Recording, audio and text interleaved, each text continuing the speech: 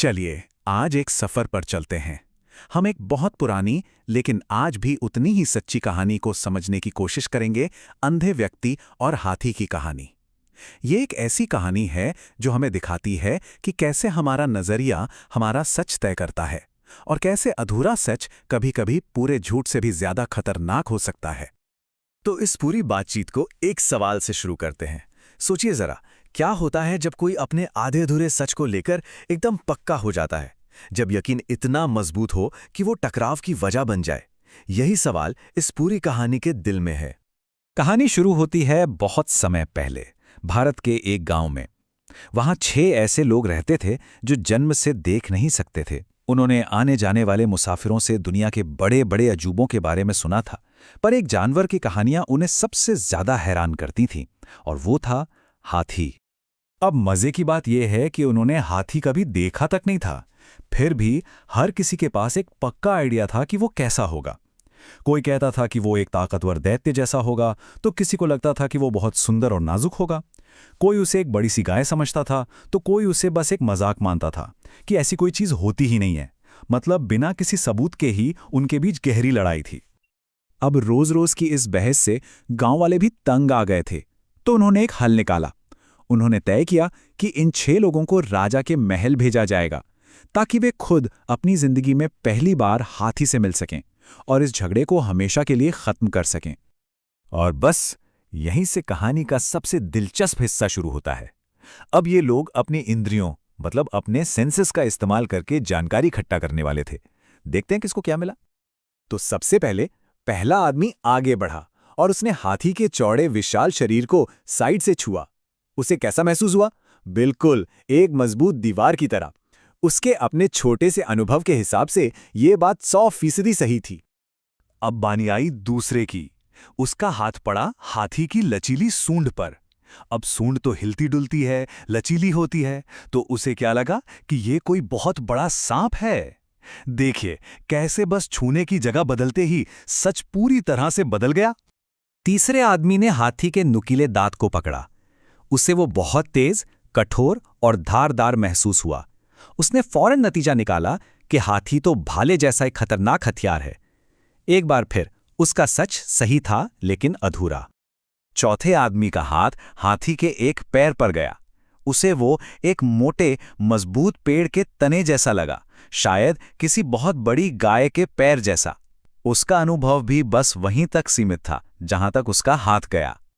पांचवें आदमी ने जब हाथी के बड़े से कान को महसूस किया जो हवा में हिल रहा था, तो उसे लगा कि ये तो एक बहुत बड़ा पंखा है या शायद कोई जादुई कालीन।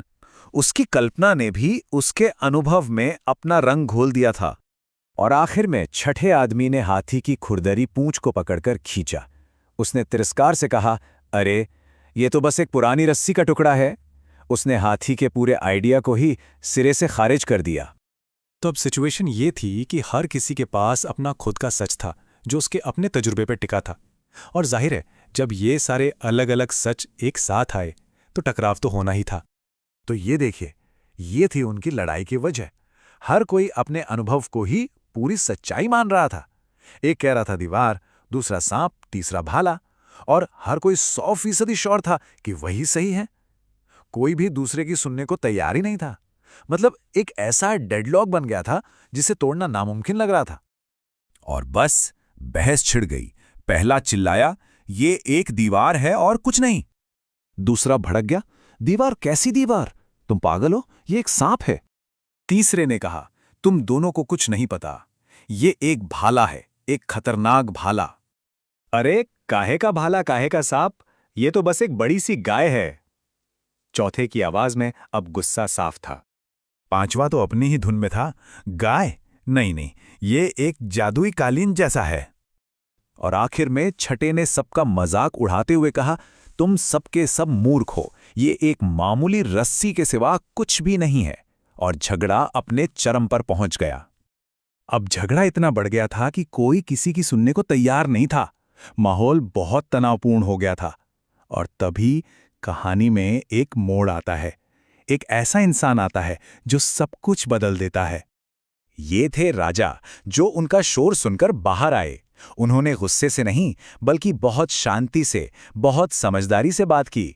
उन्होंने समझाया कि हाथी एक बहुत बड़ा जानवर है और तुम सबने बस उसके एक एक हिस्से को छुआ है। अगर तुम सब अपने अपने अनुभव को एक साथ जोड़कर देखो तो शायद तुम्हें असली सच्चाई नजर आ जाए। राजा की ये बात सुनकर सब एकदम शांत हो गए। उन्हें एहसास हुआ कि सच शायद उनके अपने छोटे से अनुभव से कहीं ज्यादा बड़ा है।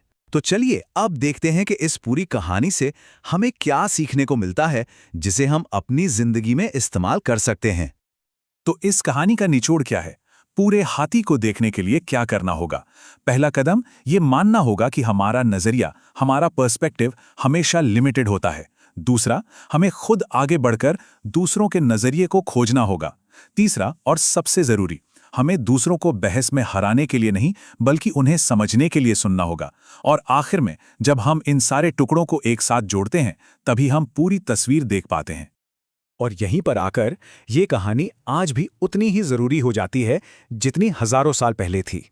तो आखिर में बस एक सवाल, आज के दुनिया में, हमारे समाज में वो कौन सा हाथी है जिसके अलग अलग हिस्सों को पकड़कर हम सब आपस में लड़ रहे हैं और बड़ी तस्वीर जो असलियत है वो किसी को नजर ही नहीं आ रही?